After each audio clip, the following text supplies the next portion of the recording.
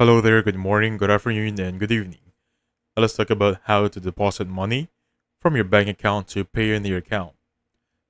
Now the first step is basically logging in and choose one of each of these choices, USD, Euro, or this pound.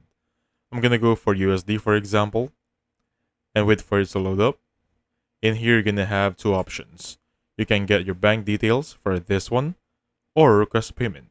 Click on request payment for this one.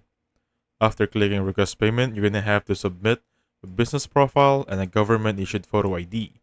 If I click and open this business profile, it will open up with this new platform. It will ask me to fill up these details. Let's just wait for it to load up. Perfect.